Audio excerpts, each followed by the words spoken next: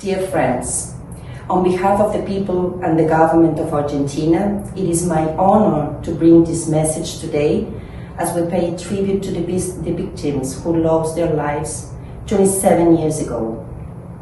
As you know, on July 18, 1994, the Argentine-Israeli Mutual Association suffered a hideous terrorist attack that killed 85 people and injured 300 more. This irrational violence on innocent people must not be forgotten. And for our country and our history, justice must prevail. Today, we stand alongside the victims and their families. We respect their legacy and honor them, thus making us stronger in our fight against terrorism. The survivors' example is a guide for us all. Argentina is fully committed to bring justice for all victims and their families.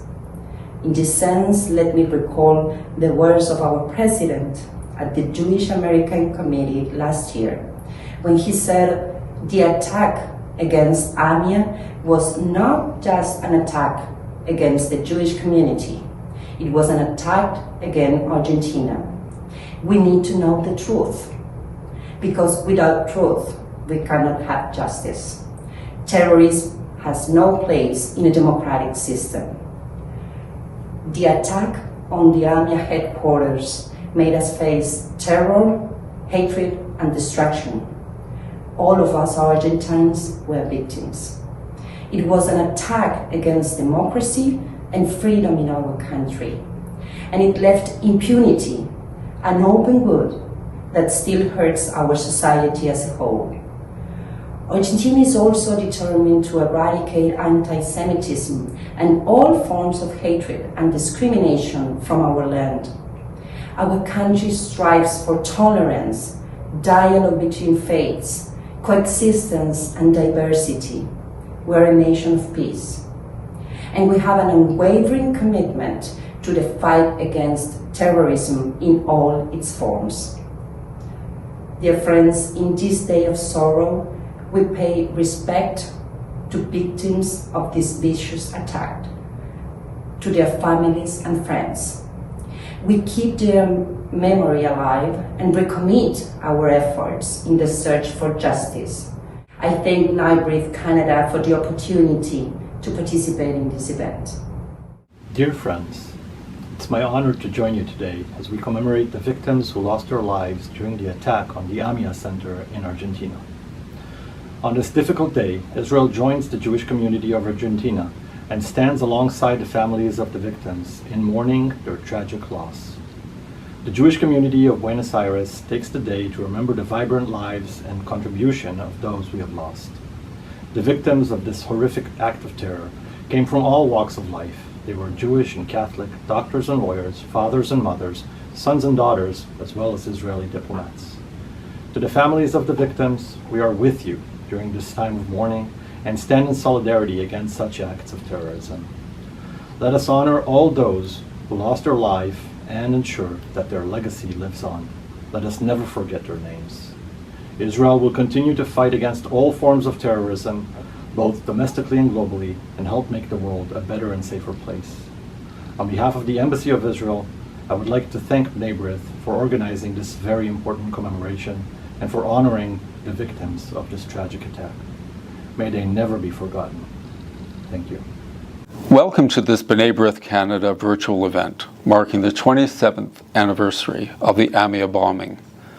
I'm Paul Michaels, Director of Communications for B'nai B'rith. I'm honored to have been asked to give some brief opening remarks. The bombing of the Argentine-Israeli Mutual Association, AMIA, building on July 18, 1994 in Buenos Aires, the center of life for Argentina's 250,000 Jews, the largest Jewish population in Latin America, has been described as not only the largest terrorist attack ever in Argentina, but also the deadliest anti-Semitic attack since the Holocaust. 85 people were killed and 300 were injured on that day.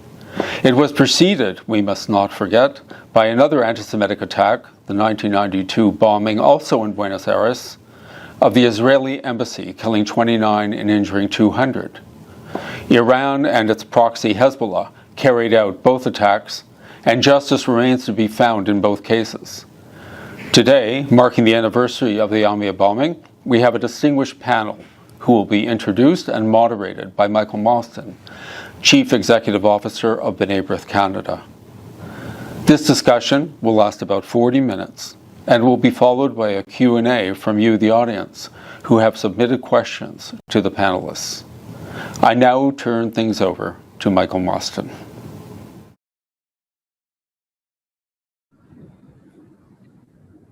Hello, my name is Michael Mostyn, Chief Executive Officer for B'nai B'rith Canada. We have a very distinguished panel here with us today. I'd like to introduce everybody before we just jump right into things and start asking them questions about AMIA. First of all, we have Eduardo Kahn. Eduardo Kahn has been the B'nai B'rith Executive Vice President in Uruguay since 1981 and the B'nai B'rith International Director of Latin American Affairs since 1984. Matthew Levitt is the Frommer Wexler Fellow at the Washington Institute and Director of its Jeanette and Ellie Reinhardt Program on Counterterrorism and Intelligence. Anita Weinstein still works at AMIA. She is Director Emeritus of the Center of Information and Documentation about Judaism in Argentina, Mark Turco. Karen Weinstein works in communications as a creative director and influencer.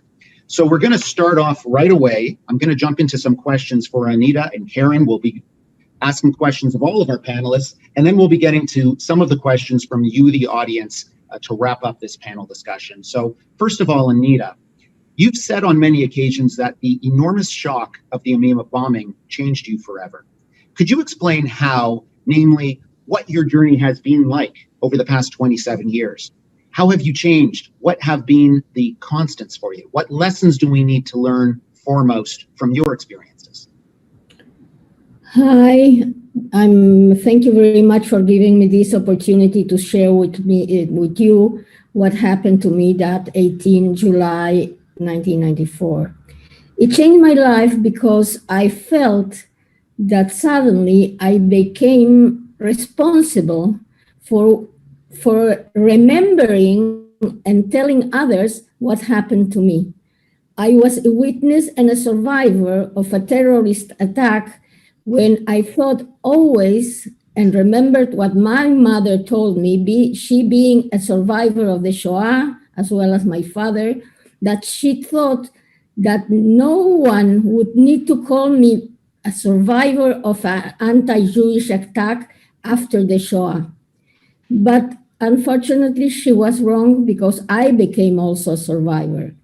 A survivor that I understood, that I knew that I have also to share what happened with me, to overcome what this being in this place when I entered the building only 5 minutes before the building was destroyed. I changed my place where I started my morning and in the morning, and I walked only a few meters away, and that changed. And that changed my life forever. I was very interested in sharing, especially with young people, explaining them, letting them understand what one feels, that there are people in the world that are thinking and getting support in order to kill others. Another that because of a different religion, a different place in the world, a different thought, politically different, wants not to discuss with you what we share, but only thinking that only they can survive killing those that they want to kill because they are different. That's what I learned. And since many youngsters, I had fortunately in my place in the documentation center, many youngsters from schools and high schools coming to look for information and wanting to interview me. That was very important because I understood that they have to understand that this isn't only a history they are telling. There is something they have to understand, and that every one of us, wherever we are working, whatever we are doing, can also work and think about the importance of not living with hate and understanding that we have to share with our others, what we feel. And I told them every time that wherever they are doing, coming to the center, coming to interview me, that's also something they were doing.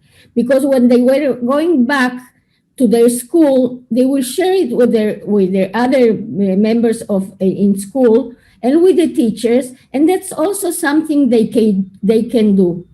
So I understood this, and that changed for me forever. Of course, that I also remember permanently those that were killed. In these days, especially Mirta Strier, who came into the building, we went in together, and everybody that greeted us in that morning, and friends and people that came only to AMIA to ask for help. This is in my mind always. It's not only in this month, in these days. That's what changed. In order, again, I really put an emphasis on this, that we can wherever we are doing, we can share, and we have the obligation to share and to let understand that hate and thinking that never you can get friendly with somebody that doesn't think like you, that has a different religion, that has different interests, and you should block him out of life. So also these situations where this pleading for justice is part of what we unfortunately don't have. And I know Karen is going to speak about that, but it's part of what I permanently think, sadly, that we will never have, and also give it and share it, that despite the fact that justice may not come, we are leading, and we have to continue working on this remembrance of what happened. Absolutely. And so, Karen, let me ask you, in 2015, it was reportedly you who called your mother to inform her about another great shock, the sudden suspicious death of Alberto Nisman, the longtime prosecutor in the AMIA bombing case. Can you please tell us what you feel you'd like to share about that call and about the impact the news had on you and continue to have? Yeah, it was shocking, because 20 years after the bombing, happened this horror to Alberto Nisman. He was a prosecutor, and the day before he was going to the Senate to present some clues against the former president, Cristina Fernandez de Kirchner, he was suicide, he was killed actually, and it was shocking. And it was also a Monday morning. It was very early in the morning. This happened the day before, a Sunday night.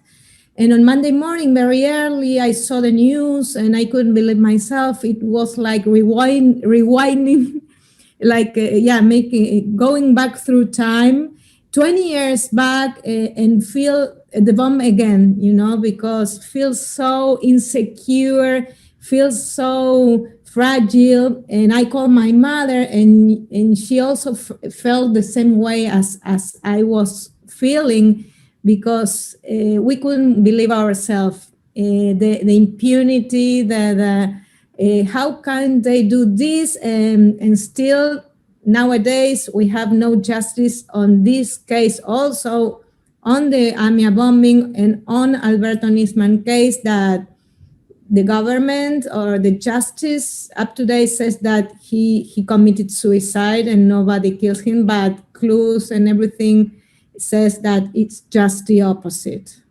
Right. And Anita, can you briefly explain the nature of your work at AMIA when in 1994 you were director of documentation for AMIA, and on that fateful day were at the center preparing for AMIA's centennial celebration. Were all 100 years of the archives of community records destroyed? Did some of them survive? What happened to Project Witness, which was housed in the basement of the building, which documented how Nazis who escaped from Europe after World War II found refuge in Argentina? Yeah, answering this, it was the bombing destroyed part of the archives, and these archives were in the Evo Institute, and thanks God, most of the papers were saved. I cannot answer this about this witness program. I'm not aware, but I think that those documents were not in the building at that moment. I think so, but a lot was lost. But then we could recover some. What we could not recover, of course, was the lives of the people, but some materials of the Evo were saved. In the center marked Turkov, on the name of a very prominent survivor of the Shoah that understood that here in Argentina we have the duty to save all the documents we can about the history of Jews in Argentina. And at that time, I was in charge of this center. The center was in another building. It was not in the building. The office of the center was not in the building of AMIA. It was in Pasteur Street. It was AMIA also had a different building where the center was placed, and we then worked in order to keep all the documentation about how was life in Argentina. On top of that, it was the 100th anniversary of AMIA, and it is very important because 100 years is a lot of time. At that time, AMIA was created because Jews that started to come to Argentina and settle as immigrants in Argentina, mainly from Central Europe, but also from Morocco and some other places in Eastern Europe and Western Europe, felt that for the first thing that took them together was in order to ask for a place to create a cemetery, to bury Jews, because until that time, Jews were only able to be taken to burial in Catholic places or places of non-Catholic descendants. But for this will, the institutions that already were working came together and decided to go to ask for the government to have a place where to have a Jewish cemetery. And since this, it took time. It took so many years to get it, but they felt that they have and can work together, not only on behalf of the cemetery, but also of caring of the presence of immigrants, help them settle, and then very early also understood that they have to look for schools where to educate the new generations. So at the same time where the Jewish population was increasing very quickly, AMIA went also very quickly ahead with many other social programs, help to needed immigrants and non-immigrants that were already settling there. And through these 100 years was also very modernized with different needs that came with time. So basically keeping Jewish life, caring for the needed, and education are the three pillars of the institution until today, but the expressions were also modernized, and we do work with modernization, but mainly those are the most important pillars of the work we do.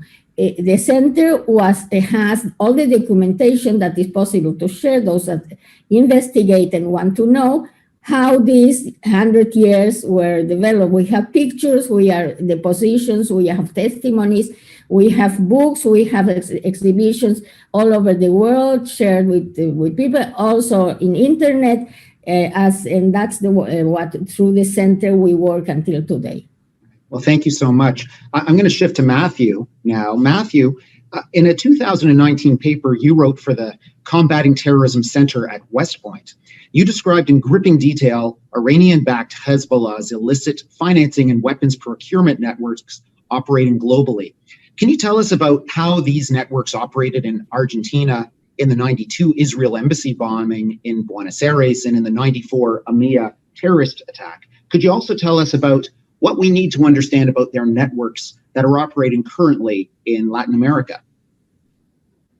Thank you, Michael. And it's a pleasure to be able to participate in this B'nai B'rith event. Thanks for including me. I think it's really important to appreciate the fact that Hezbollah, Lebanese Hezbollah, is both a Lebanese actor and a proxy of Iran. And it is most effective in its operations and in its illicit financial activities when it is acting in partnership with Iran. And in the case of the attacks in Buenos Aires in 1992 and 1994, Hezbollah operatives benefited tremendously from the activities of Iranian operatives, some of whom used diplomatic cover for things like pre-operational surveillance, procurement of the vehicle that was used in the suicide bombing of AMIA, for example, the creation of front companies that they were able to use both as cover for their activities and as a means to finance their activities, the ability to use secure communications through the Iranian embassy, and a whole lot more. We think often of the AMIA attack in particular, either as a Hezbollah attack or as an Iranian attack, but it very, very much was both. And that is a theme that continues through to today. Hezbollah uses South America as a cash cow, in particular for a variety of illicit financial activities. These traditionally have focused on activities in free trade zones. Often people think of the tri-border area, but think also of the Canal Zone, of Iquique, Chile, of Margarita Island, Venezuela. And more recently, over the past decade or so, it has also involved the facilitation of Hezbollah operatives who are involved in logistics, transportation, and money laundering of narcotics. So they're not producing narcotics in South America like they do in the Bekaa Valley back in the Middle East, but they are deeply involved in movement, transportation, security, and especially laundering the proceeds of those illicit financial dealings. Some governments in South America have really begun to turn the corner and have done some very proactive things to deal with this, often in cooperation with U.S. agencies. So you can look, for example, in Argentina, where the Financial Intelligence Unit, working closely with the U.S. Treasury, not long ago, took action against the Barakat clan, a very well-known and prominent Hezbollah finance and facilitation network that goes well back to 92 and 94. In fact, it was the pressure that came on this group after 94 that led them to move into new places like Iquique, Chile. And just recently, the Argentinian FIU took action against the Barakat networks, money laundering through casinos in Argentina to benefit Hezbollah. So these activities continue even today. And on the subject of Iran's global terrorist impact, after Iran's, the Islamist Revolutionary Guard Corps, the IRGC, was found responsible for the January 2020 downing of a civilian airplane in Tehran, which killed 57 Canadians, along with 81 other travelers traveling to Canada, B'nai B'rith in Canada launched a lawsuit against the federal government over its failure to comply with a motion passed in the House of Commons in 2018 to list the IRGC in its entirety as a terrorist entity.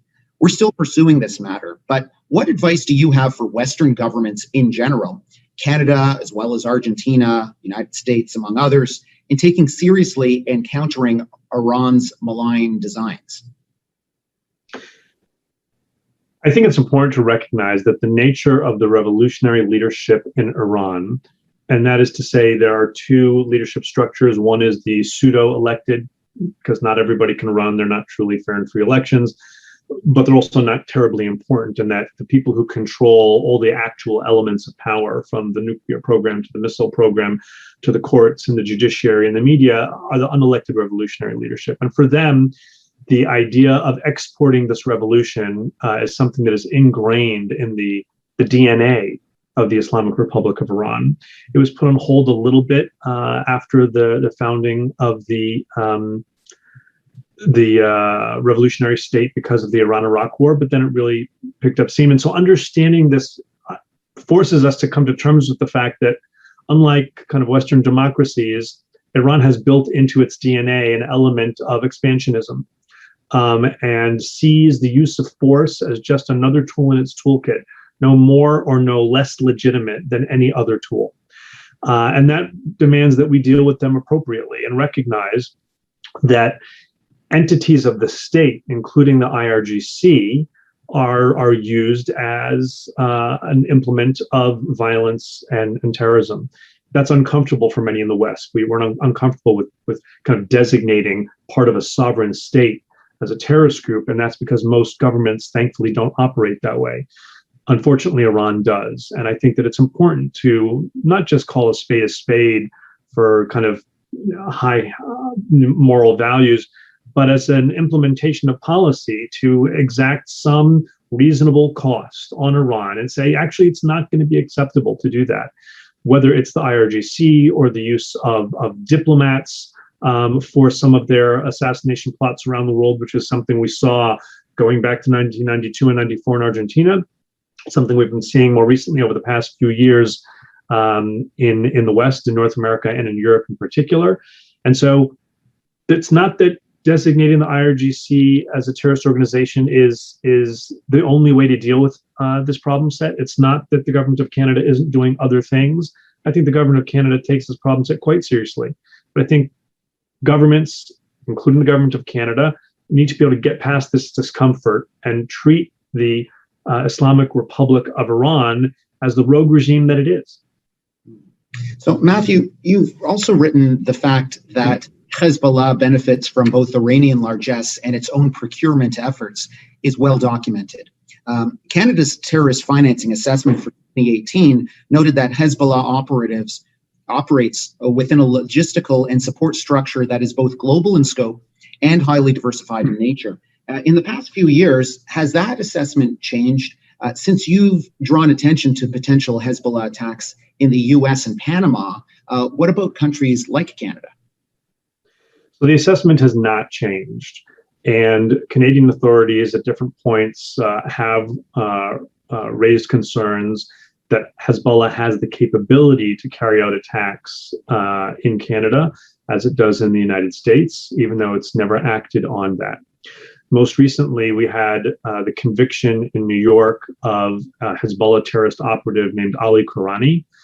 Among other things, Ali Kourani carried out surveillance of airports, in particular JFK International Airport in New York and Pearson International Airport in Toronto. He had recruited an individual at the airport who was also willing to give him information about security procedures there. And his handler had specifically liked the fact that he was married to a Canadian Lebanese dual citizen from whom he was later estranged, but liked the fact that he'd have that cover that wouldn't be raising any alarms if he went to Canada from time to time. They talked about setting up dead drop spots where he could communicate with other Hezbollah operatives in the country without having to know one another. There's no evidence that happened, but it shows that Hezbollah has a lot of interest in Canada.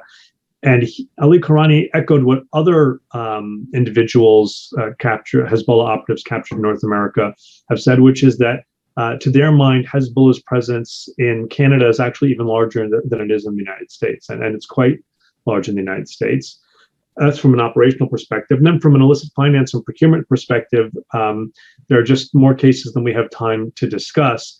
But because Canada, like the United States, is an open society, a highly developed technological powerhouse and economy, it's a great place for an illicit group to try and, procure components for unmanned aerial vehicles, drones, communications technology, computers, night vision goggles, laser rangefinders, all of which are things that the group has tried to procure both in the United States and Canada.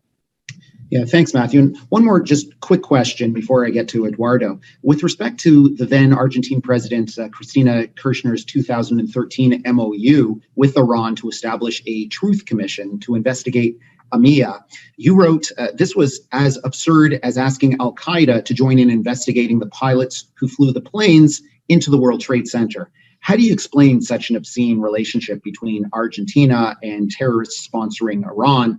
And that was just a few years ago. Do those relations continue today? And if not in Argentina, what about elsewhere in Latin America? The good news is that ugly episode is largely a matter of the past, and the current government in Argentina is not pursuing that kind of a relationship. The government at the time, I think, was very keen on obscuring the various ways the Argentinian government had mishandled the AMIA investigation in particular. And then, of course, there was the tragedy of the murder, and it's important that we explicitly call it a murder, of Alberto Nisman, who was a friend of mine. I think that in particular led them to try and want to cover things up. And then there were also significant economic and financial incentives at play for both countries. Iran still does try very hard to set roots elsewhere in South America and has had some success in certain countries. Venezuela is the outlier because it is a rogue regime in its own right, but Iran is trying to do such things elsewhere in South and Central America. And I think that's something we need to watch quite carefully. Thanks, Matthew. Eduardo, what was the response in Latin America in 1994 to the AMIA bombing in Argentina? Was there a sense of urgency and solidarity, or was it one of indifference? And has that response changed over time? First of all, I'm very pleased to be here with all of you, and thank you to B'nai B'rith Canada and to you, Michael. Well, first of all, the context in 1994. I mean, there were no cell phones, no internet like today, no Twitter, no Instagram. So information was managed as fast as possible, but mostly by TV almost 3 decades ago. So the immediate reaction was a great shock and a huge increasing of fear. Most of the Jewish organizations, with very few exceptions, had taken no security decisions after the bombing of the Israeli embassy 2 years before the AMIA bombing. After the AMIA bombing, Jewish institutions, I am talking about Latin America, I'm talking about South America, not only Argentina, built up in a very short time a sort of security system defending buildings and developing a net of security with Jewish teams mostly to protect and defend the community. That is something that stays since then. Latin American governments were a little naive, or looked like naive, because they trusted that Argentina would try to find the perpetrators, and both failed very quickly. The Argentinian government, of course, and the naiveness of the Latin American governments. There were words of solidarity at that time, a lot of words. And after that, and there have been tens of meetings in congresses and Latin American congresses, speeches in the UN General Assembly to show solidarity and statements against terrorism. But the fact is that 5 years after the bombing, Hugo Chavez became president of Venezuela, sponsored by Cuba. They both joined and brought Iran to the region. And with Iran, Hezbollah, as Matthew said, established its people in the region, and then the things changed for worse. So, Eduardo, could you tell us about something not widely known, but still very important that happened in Latin America, also in 1994, the downing of Alas Chiricanas Flight 901 over Panama, in which 12 of the 21 passengers aboard, all of whom perished, were Jewish. Was that an act of terrorism? And if so, who was responsible? According to the information left by United States agency, Alas Chiricanas was bombed by Hezbollah. Next week, the Panamanian Jewish community will remember the brutal act of terror, and the keynote speaker will be the Organization of American States Secretary General Luis Almagro, who will surely underline the need to seriously alert against terrorism and will pay tribute to the victims of the Alas Chiricanas flight. The OES under Almagro is trying to show Latin America that terrorism is a clear and present danger, and he will try to repeat it next week. But most of Latin American governments at that time, with the exception of Cuba, they had good ties with Israel at the time of the Alas Chiricanas attack in 1994.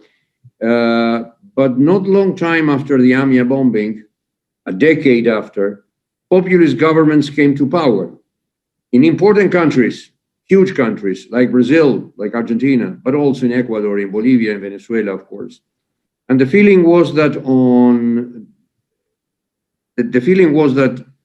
on one hand, Argentina was not seriously willing to find the perpetrators, and not even the local connection, which supported the criminals. That is today still a very great hurt. And on the other hand, populist governments were comfortable with Iran penetrating Latin America and looked very pleased, blaming Israel for all the evils of Middle East. That was the system when the populist governments came to power. So a new era of anti-Semitism and attacking Israel in international forums started first by Durban 1. We are 20 years after Durban 1. But that was adopted by populist governments in Latin America and remains today in several countries. And there have been reports that Argentine President Alberto Fernandez has taken steps to strengthen ties with the US, Israel, and the Jewish community in Argentina. Are these more than window dressing? Also, might a concerted international campaign to bring the perpetrators of the AMIA atrocity to trial have any merit? Look, when less than 2 months ago, the Argentinian government voted against Israel in the UN Human Rights Council, regarding Israel that was defending itself from a terrorist attack by Hamas. And Argentina also did not blame Hamas at all. The government crossed a red line. The fact that Fernandez had visited Israel days after he became president was left behind. Argentina condemned Israel when the Israelis were under fire from Hamas, and at the same time, in the same days, in Argentina, Israeli doctors and nurses were there 1 week advising their colleagues about the horrifying pandemic that we are suffering. So the behavior of the Fernandez government has been shameful, unfriendly, and offensive. Diplomatic and economic relations with Israel stay on board. It's a question of policy, it's a question of diplomatic ties. But Israel is aware that the facts on the ground erase any possible, what you call, window dressing. A concerted international campaign to bring the perpetrators of the AMIA atrocity to trial would mean to bring Iranian officers to justice. We do not believe that those who are trying to sign a nuclear agreement with Iran will drag or would drag Iranian killers to a court. Yeah. And as B'nai B'rith International's Director of Latin American Affairs, you arguably have an unusually intimate knowledge of the culture of political and judicial corruption in Argentina that has impaired, if not prevented, to search for justice in the AMIA case. Apart from Argentina, in 2019 declaring Hezbollah a terrorist organization, do you see anything on the horizon in that country to give you any hope where justice is concerned? Well, corruption indeed is a very serious allegation and a very huge stain for a country, any country. But without minimizing corruption, not 1 millimeter, outrageous facts proved that corruption around the AMIA case was able to go beyond limits, joining immorality and absolutely lack of shame. As Matthew said, the signature of the memorandum with the Iranian government was a brutal demonstration of hypocrisy, cynicism, and a cruel slap to the faces of all the AMIA victims and survivors. Sorry. The killing of prosecutor Alberto Nisman was a clear demonstration of the long arm of corruption and impunity. President Fernandez was very critical with the government in the time of the memorandum, but he was a sort of opposition. He was not in the government. He also said that Nisman was killed. But once he became a president, he changed his mind and said that he believes now that it's possible that Nisman committed suicide. And of course, he has forgotten the memorandum. As Matthew said, we all try to forget that, but it's very difficult to do that. So it is very naive to have hope, at least in the short term. I do hope that one day Nisman's family will know who killed the prosecutor.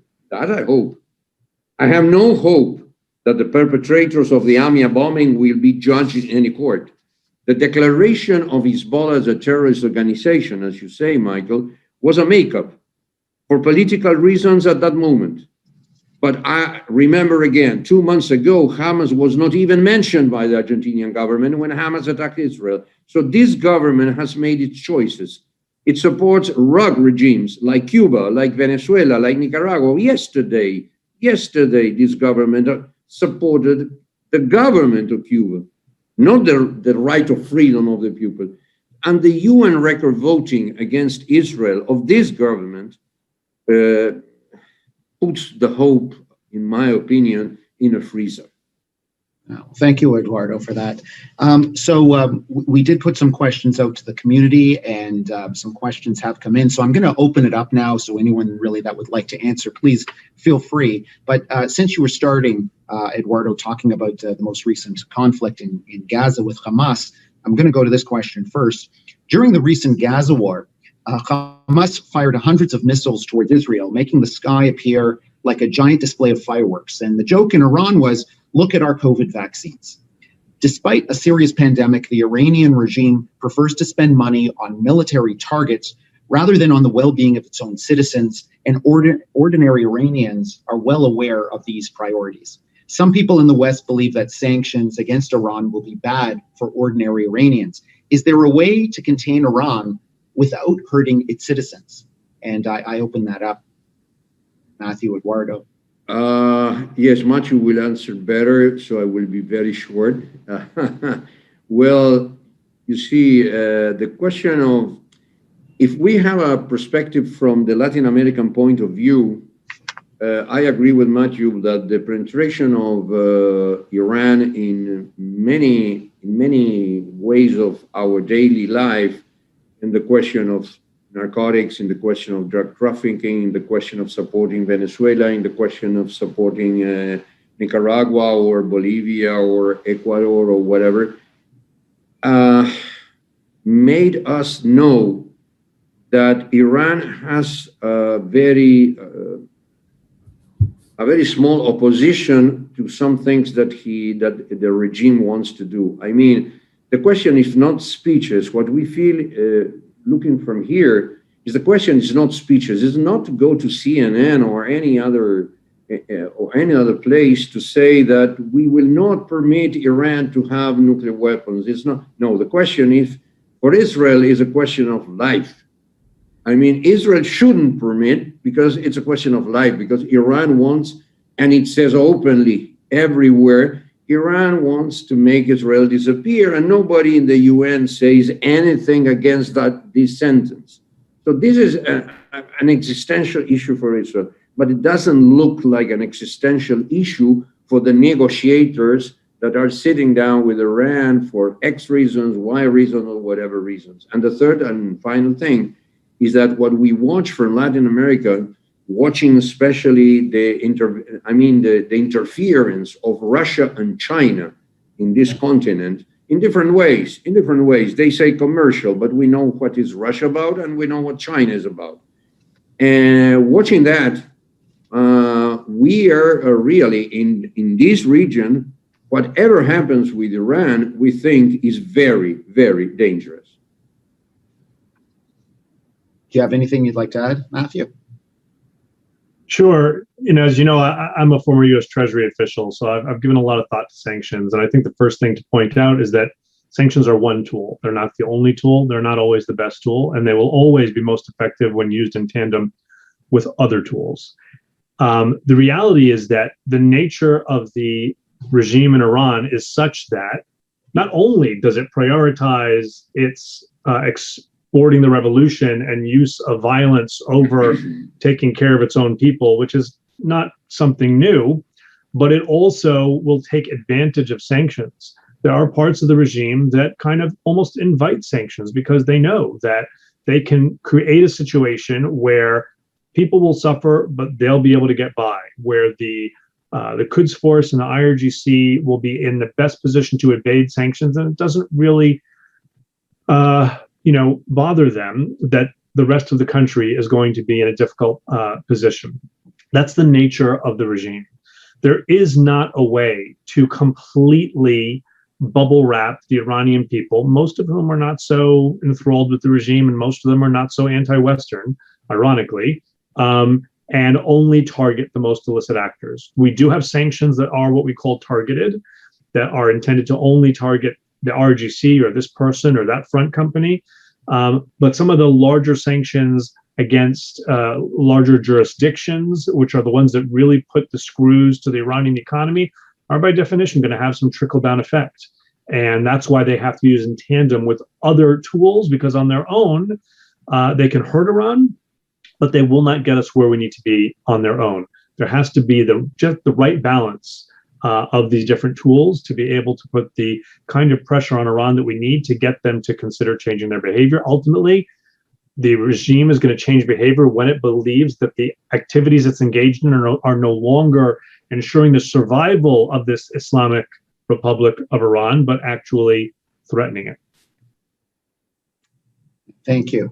And Matthew, in your very detailed 2019 paper for Mosaic on those responsible for the bombing, you cited the historian Martin Kramer's argument, which you called prescient, that the AMIA attack was the opening of a new phase in jihadist strategy, a shift from anti-Israelism to a war against Jews everywhere. Something, in Kramer's words, that could eclipse all other forms of anti-Semitism over the next decade. Could you elaborate on that a little bit? Well, painfully, I think Martin was onto something. And it's not just the kind of very stark rise in anti-Semitism that we're seeing around the world. It is the shifting of the perception among terrorist groups that there really isn't a distinction between Jews and Israel and Zionism, that anything and everything is a legitimate target.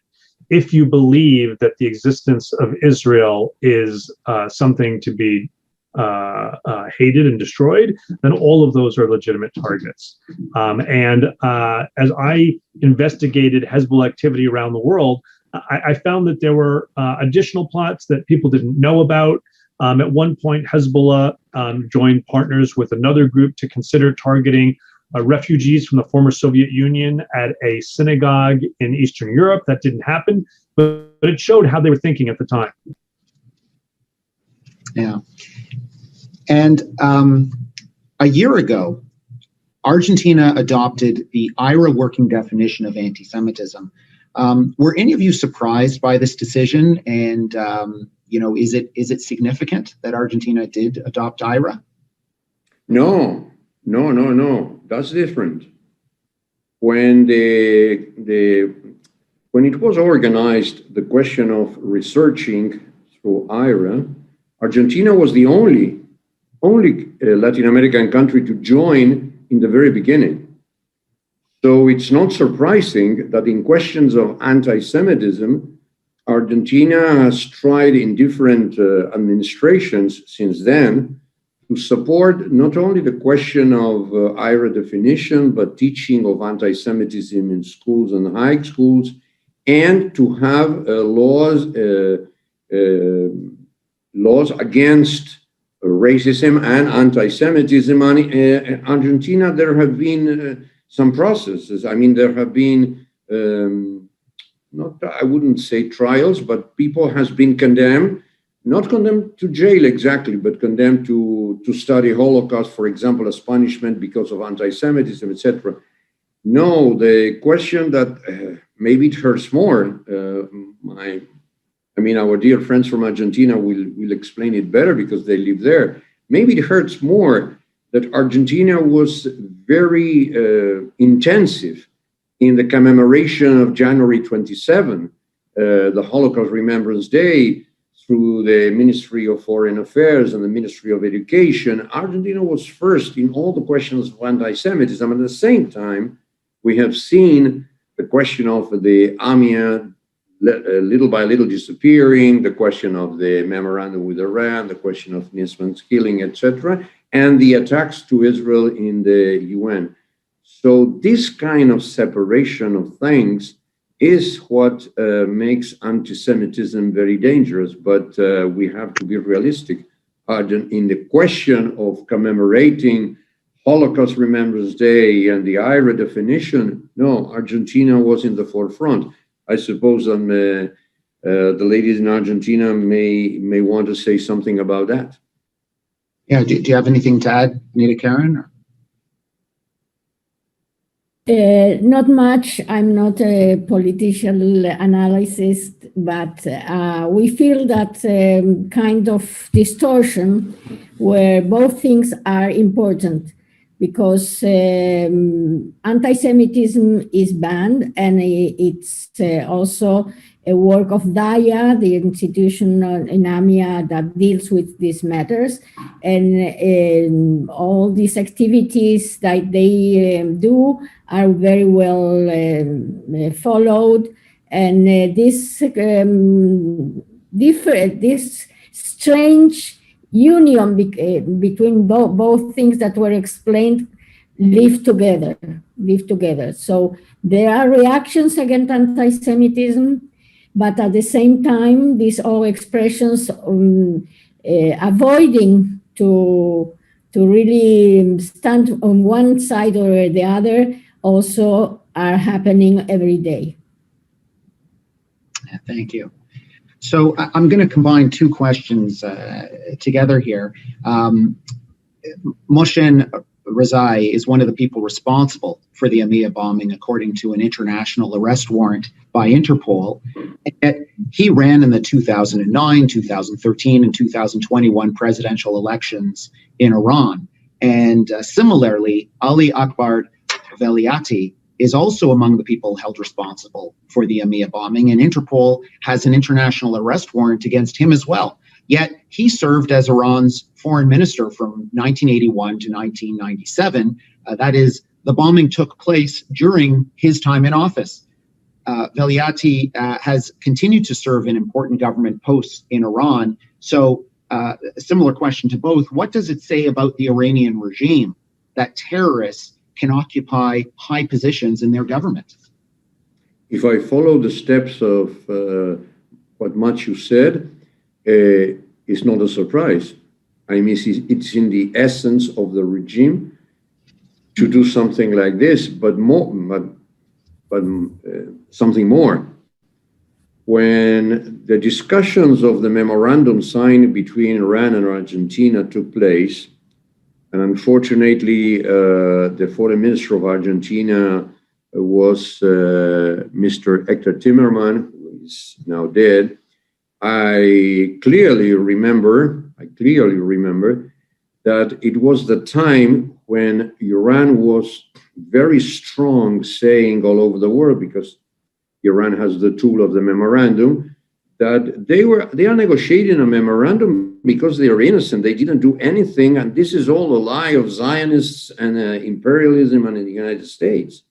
I mean, Iran wants to sell that they are innocent. So it's not strange that these people can have governmental positions, because that's what they wanted to sell. That's what they tried to sell when they signed the memorandum. And if you interview today, any Iranian officer would say that they have no relationship with any terrorist attack. This is something that made by the Zionists. Even the Iran, in the time of Mahmoud Ahmadinejad, they said that, of course, the AMIA bombing was made by the Jews, and but they say Israel, they did that to blame Iran. I mean, we can expect everything from the Iranians. I think that Matthew may have a more deeper answer of this. No, Eduardo hit the highlights. At the end of the day, this is literally state-sponsored terrorism. This is acts of terrorism carried out by the regime. Should not be surprised that the people within the regime who carry out these attacks are then going to be promoted for, unfortunately, successfully carrying out acts that were acts of the state.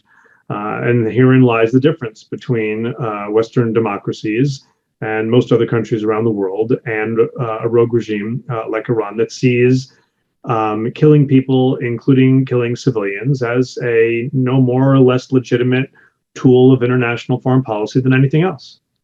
That's the bottom line problem. Absolutely. Well, you know what? Thank you very much. And I see we're just about running out of time here. So I think we're going to leave it here. I'd like to thank you, Eduardo, Matthew, Karen, Anita, for taking from your time and giving from your expertise and personal experiences to share with all of us today as we commemorate the bombing of AMIA, and as we all say with one voice that we still demand justice after all of these years, and we will not forget, and we will continue to speak out against this, because the world needs to know, and they needs to know that there's consequences, and that we will continue in the memory of all of the victims, and the continued from Iran and Hezbollah, their animosity towards not just the Jewish people as we see here, but to the West, to all of us and to the broader society. So I'd like to thank you all once again for joining us here today. Thanks to you, and thanks to B'nai B'rith Canada. Thank you for the opportunity, and a pleasure to be with you. Thank you very much. Thank you very much for inviting us and sharing our sad experience, but also with hope always on the justice, and also letting others know what happens when justice is not served. Yes. Thank you very much. Bye. This has been a tremendously stimulating discussion and event. I trust we've all come away knowing more, considerably more than we did before. In the interest of justice, please contact your Member of Parliament and have them call on the Canadian government to list Iran's IRGC in its entirety as a terrorist entity. Please be sure, if you haven't already, to subscribe to our email list by way of our website, www.bnaibrith.ca, and follow us on our social media through our active Facebook, Twitter, and Instagram feeds. On behalf of B'nai B'rith Canada, I want to thank all of the participants and you, the audience, for watching and ensuring that the memories of those lost in the AMIA bombing will never be forgotten.